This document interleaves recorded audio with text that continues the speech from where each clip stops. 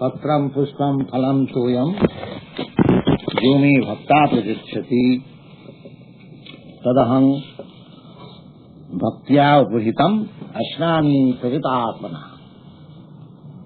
Now, the Lord Krishna says that anyone who offers me in devotion these four things, patram pushpam phalam toyam, a bit of leaf and a bit of flower, a little fruit, and little water.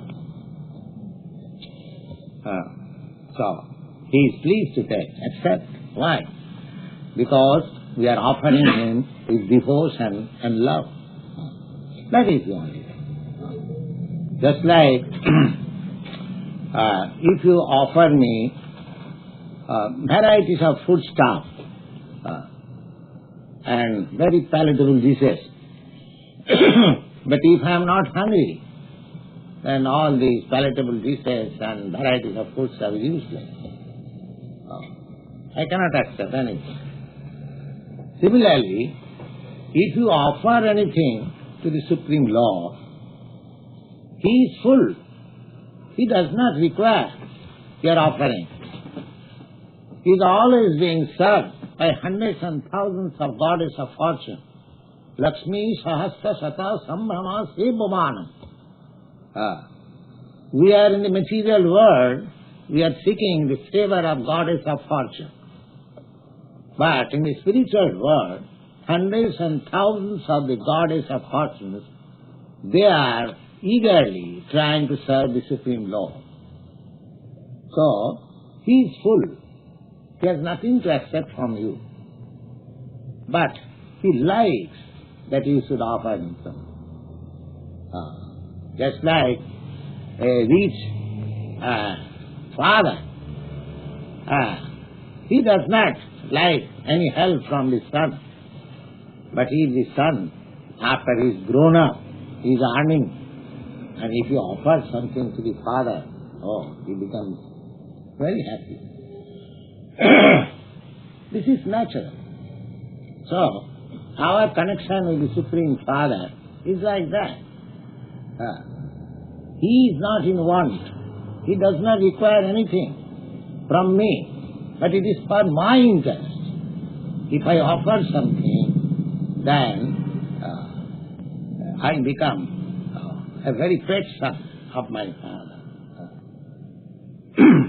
This is called bhakti. This is devotional service of Krishna Consciousness. And why should we not offer? Then we have ingratitude. Suppose the Father is supplying everything, and if I do not offer anything to my Father, is it very good business? No. So, yes, the ultimate, even the poorest of the poorest, he can offer these four things. Otherwise, if you have got means, you should prepare very nice food stuff for the Lord. At Vrindavan, in India, there are temples still. They are spending thousands and thousands of rupees for palatable foodstuff offering to the deity. And those foodstuff are distributed to the devotees. No, not only devotees, even non-devotees. Come and take. Because by eating one shall be devoted. Nobody shall eat. If I ask somebody, please come and hear Bhagavad-gītā, he may not agree. But if I offer some palatable dishes, foodstuff, Krishna Prasad, so everyone will accept. Everyone will accept. So that is one of the process of devotional service, that we should offer very sumptuously to the Lord, and the prasad should be distributed. The Lord is not taking away to His abode, to His kingdom. It is for you. But if you eat and if you distribute that sort of prasadam to the public, you are doing great service, and the public is getting spiritual consciousness, God consciousness. Just establish Let's propagate this everywhere. In the hospital, in the charitable societies, in industrial places, everywhere. Distribute this prasadam and chant this Hare Krishna. Just see what is the result. You want peace. These are the process of peace. But we do not take care of this. What is peace? Muktanam Jaggadavasam Sarvalokamahisram, just we have discussed previously. We should simply acknowledge there is a process of worship of the Ganges. You have perhaps heard the name of the Ganges river. The Ganges river is the sacred river. Ganges and the Jamuna, the most two sacred rivers in India. Millions of people take bath early in the morning in these two rivers. All parts of the country. It is very wide and very long river from Himalayan to the Bay of Bengal. So it is a very long river, and all the tracts of land, they are considered to be sacred place, and in each and every part, thousands and thousands of people, they are taking their bath early in the morning, either in the winter season or in the summer season. It doesn't matter. So there is a process of worshipping the river Ganges. And what is that? After you take your bath, you stand up to your waist, filled up with water, and take little water from the Ganges water, and you offer, Mother Ganges, I am offering this respect. This is the problem. Now, suppose you take a handful of water from the Ganges. What is the loss of Ganges water? And if you offer some handful of water in the Ganges, what is the gain? So, this patram pushpam phalam tuyam, a bit of flower, a bit of fruit, and a bit of leaf, if you offer to the Supreme, do you mean to say he gains something? Or if you take it out of nature, you are taking so many things. Is he in loss? So he has no gain or loss. It is for your interest. When God accepts, he says, yes, asnami, I eat. One Arya Samadhist, you say, in the Hindu society, since very long time, especially since the days of India's disruption of the original culture, so many offshoots, they have come out under the name of so many evenings. So, there is one section who are called Arya Samadhists. Their business is only to criticize all the scriptures. That is their business. So, one of the members of the Arya Samadhists, they do not favor the temple worship. So he asked me, Swamiji, do you think God eats? I say, yes. And how do you think? And because God says I eat. Here is, Krishna says, asnami. So God says I eat. So who are you that he does not eat? I replied in that. Who are you? You say that God does not eat. But here God says, I eat. So whom shall I believe? A loafer like you or Krishna? I am a third person, and you are also a third person, and Krishna is recognized, the Supreme Personality of God. Whom shall I believe? I accept that I am the fool, number one. But whom shall I accept? You or Krishna? You said that what are you are? What is your position? You are an ordinary man. You say that God does not eat, but God says I eat. So why shall I not believe? So this is the question of faith. This is the question of faith. And without faith, you cannot reach the kingdom of God.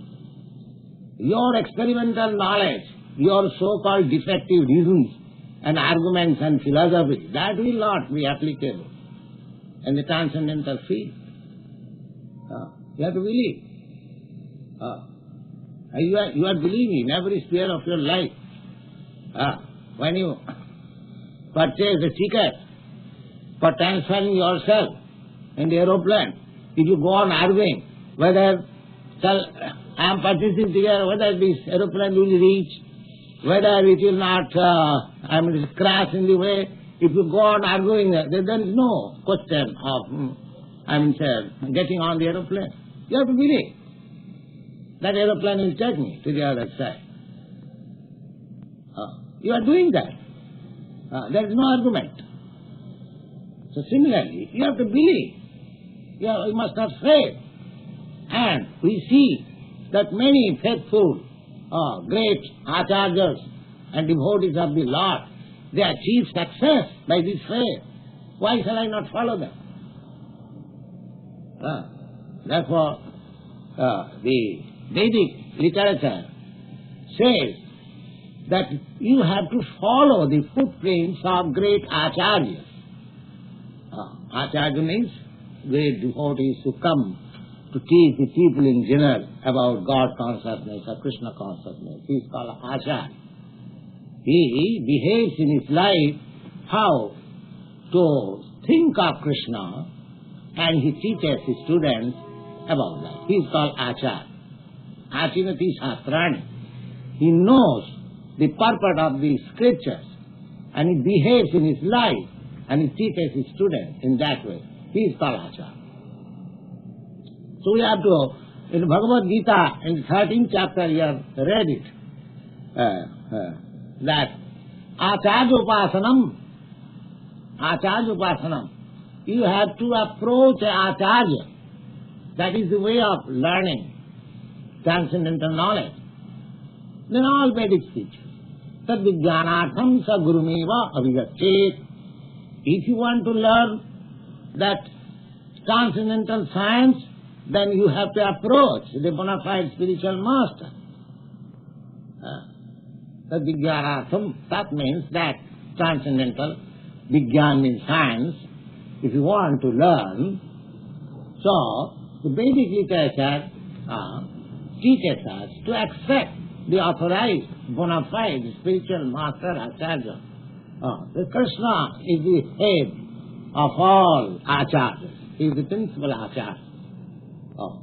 From Krishna, Brahma learned this Vedic literature. From Brahma, Narada learned this Vedic literature. From Narada, Vyasadeva, from Vyasadeva, Madhyacharya, from Madhyacharya, so many. In this way, the parampara system, the Acharya system is coming down.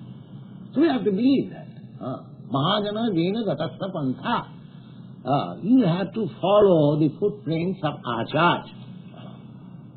Not only in the everywhere, the footprints of Acharyas are followed. Just like in your country, you are following the footprints of Lord Jesus Christ. Yes, that is the way. Or any Acharya. Because the Acharya, they come here to teach us about Krishna consciousness or God consciousness. That is their business. They have no other business. That is bona fide Acharya. If somebody claims that I am God, then he is fool number one. At once reject him. One who teaches about the message of God, he is Acharya. So, the Vedic literature teaches us that Tatva Pratishtha in the spiritual matter, you cannot argue. Your argument will be failure. Because he may be very good arguer, but I may come, I can cut all your arguments. And somebody else comes, he cuts all my arguments. It is a question of logic. So, there are many logical experts. So by arguments we cannot reach the supreme truth. Tattva pratishtha sutayo vivinya. Not by purchasing books from the market and reading it. No, that also will not help you. Tattva pratishtha sutayo vivinya. If you purchase Bhagavad Gita, you purchase Bible, you purchase Quran, there are so many, there are literatures, they are also authorized, that's all right. But you cannot learn them by your own study. Tad-vijnanaर्थं sadgurumeva vigaccheti. One must go and learn it from the spiritual master. Exactly. You purchase some scientific book, medical science or engineering, and study at home. You'll not be never acknowledged as a medical practitioner. You have to admit yourself into the disciplic succession medical college. You have to attend lecture. Then, when you pass degree, then you will get it. So, sutayo vivinna, naso munidhyasya matang bhinnam. And if you consult different kinds of philosophers, you will feel that but one philosopher is giving one opinion, another philosopher is giving, because naso munidhyasya, a philosopher is not philosopher if he does not cut another philosopher. That is going on.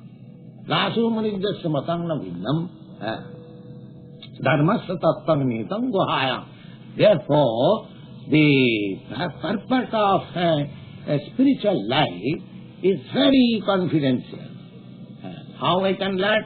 Mahajana jina gatasya pantha. That we will accept the footprint of those recognized acharyas. Acharya upasana. So Krishna is the best and foremost acharya, and he accepted as the Supreme Personality of Godhead. In India, all schools of, transcendentalists, the impersonalists and the personalists, all of them, they have accepted Krishna as the Supreme Personality of God. There is no doubt about it. So here, his Lord says himself that I eat. So we cannot say that he does not eat. He does not eat in favor of my conclusion. There is no evidence. But here is the evidence, accepted evidence, that God eats. If God eats, then why don't you offer him to eat? What is the harm? What is the harm? If your little fruits and flowers offered to God, he accepts it, why don't you offer it? You want to please so many, you flatter so many bosses by supplying good dishes and so many things. Why don't you try to please God? What is the harm? Is there any loss? You are eating every day, and before eating, if you offer to God, what is the harm there? Why people do not take this formula? And see the result. If actually God eats from your hand, how much advanced you become in spiritual life you do not know. He accepts your things from your hand. How much fortunate you are. So here is it. It is clearly said. Tadham asnami. Asnami, the Sanskrit word means I eat. I eat. Why? Bhaktivedanta, he has brought with devotion and love. So you try to love God. You become a lover of God and offer him whatever you eat, whatever you do. Then see the result, how peaceful you become and how the world becomes peaceful. Simply by theoretical resolution, you can make peace in the world. Now resolve, we shall not fight. Next moment we are fighting. UNESCO resolution is going on for the last 20 years. And where is the peace? That is not the way of peace. Here is the peace. Try to establish your lost relationship with Krishna or God. And then there will be peace. Now, Krishna says in the next verse, Jat karosi jadasnasi jat juhosi dadasi jat jat tapassasi kaunteya tat kurusha madarpanam. Now, every human being, he has got a philanthropic view. Now, the other day I met one gentleman, so I did not know that he is not a family man, because in India we are supposed to accept anyone, any gentleman as family man. So, he says, yes, I am not family man. Then, what he is doing, he is earning nicely, but he is helping one orphanage. That's nice. He said that I have got many sons in this orphanage. And that's very good. So, this natural inclination for loving an orphanage is there. Is there. So, this give and take, this inclination is there in the human being. The Lord says that just karosi and we have to work. It is not that without working we can have our body and soul maintained. This is not possible. This material world, we have to work. Everyone is working. Jat karosi, jadasnasi, and we have to eat also. That is a fact. And jat juhosi, and for our salvation or advancement, we do something, religious rituals, or attending church and temple or mosque, something there is in human society. And dadasija and charity. Everyone is more or less charitably disposed, and he makes some charity according to his capacity. Dadasija, the tapasasi, and everyone accepts some penance, voluntary penance in his life. Tat tapasasi konteya tat purushamalasana. No, Lord Krishna says, all these activities, your work, your charity, your eating, your penance, and your rituals, everything should be done for me. That's all. That is Krishna consciousness. Everything should be done for you. If you want to work, well, work day and night, but you work for Krishna. That is Krishna consciousness.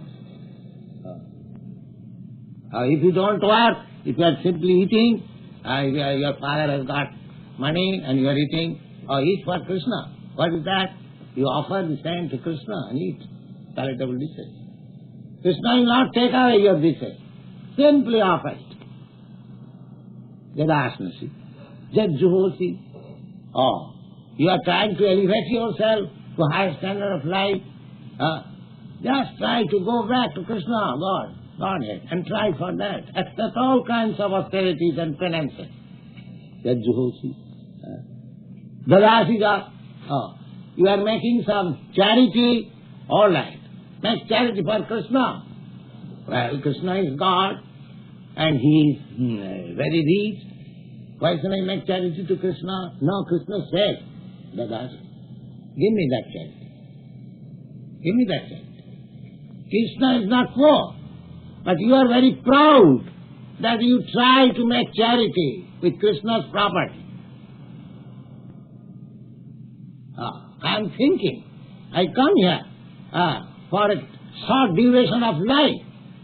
Say I am born in 100 years before or 50 years before, and I live here for 50 years and then go away. But I claim this is my property. Where from your property comes? Before your birth the property was there, and after your death the property will remain there for thousands and millions of years. Where from you claim your property? You have no property. You are simply a outcomer, a guest. So you should accept that this is Krishna's property, this is God's property. You are falsely claiming that it is your property. It is not your property. So when Krishna asks you that give me in charity, so that you are foolishly thinking that it is your money. Krishna is just trying to take your money so that your false consciousness may be dispelled. Therefore, just like there is a nice story of Bali Maharaj. Bali Maharaj, he became a very strong king, and he nowadays, as in the modern age, we find a strong government or a strong king, He simply tries to conquer other countries. Formerly, they were able to conquer other planets also. They are so powerful. So this Bali Maharaj became so powerful that he conquered many of the higher planets of the demigods. So it became a disturbing element. So God has incarnation, Vamana Dev. Bali Maharaj was also a grandson of a great devotee, Prahlad Maharaj. He had that blood of devotional blood. He had some devotion to Lord Krishna also. But at the same time, he was king. He was conquering life. He was making disturbance like that. So all the demigods prayed to Krishna to settle up this thing. So Krishna as Vaman avatar, incarnation of Vaman, a dwarf. Vaman means dwarf. He went to Bali Maharaj and he was Brahmin. So as a Brahmin boy, so he asked some charity because the Kshatriyas, the kings, are meant for giving charity. So he was very much pleased to see that beautiful dwarf boy. Yes, what do you want? I give you charity. But his spiritual master, so-called spiritual master, he could understand that this boy is Vishnu, God himself. He has come to cheat this Bali. So he asked his disciple, don't promise any charity to him, because he is God. He'll take your everything. Once you agree to offer something, then he'll take yourself also. His God is very intelligent. Once you engage yourself in Krishna consciousness, there is no way out. You cannot go out. You cannot go out. He's so kind. As once you become sincerely a surrendered soul to Krishna, then there is no way out. You have to be Krishna. You have to continue to be Krishna conscious. You cannot do otherwise. So this Guru, the so-called Guru, he thought, if Krishna, the Vaman God, if he takes away everything from my disciple, then how I shall live? I am living at his cost. And if he becomes a beggar, then I also become beggar. So he was very cautious. He said, don't promise. Why? Hey, let me go. Let me give you something. No, he's not this one. He's God. He's God. Then you asked me not to give him. And he formally taught me that everything should be given to God. Now God is back at my door, and you ask me not to give. I reject him. I don't want you, a spiritual master like you.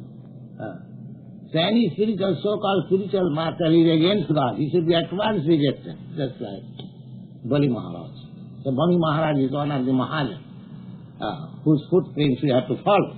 He has given tacit example. Anyone who is against God, he should be at once rejected. Never mind what he is. Yes. Never mind what he is. He should at once be rejected. This is the example of Bali Maharaj. So, Krishna also approached him as a beggar. So here is also, all right, you are very, very powerful king. You have got much wealth. You think that yourself, that you are very much charitably disposed. All right, give me some. So Krishna is so kind. So Dadashiga, if you are in charity, give for charity. Charity for Krishna. Eating for Krishna. Working for Krishna. Sacrificing for Krishna. Everything for Krishna. Then you become perfect. Jat karosi dadasnasi, jat juhosi dadashiga, jat tapassasi kauntiyo. Tapasya means penance. Now people are great scientists, great philosophers, great thinkers. They are engaged in great penances. They are taking very severe type of pains for discovering something.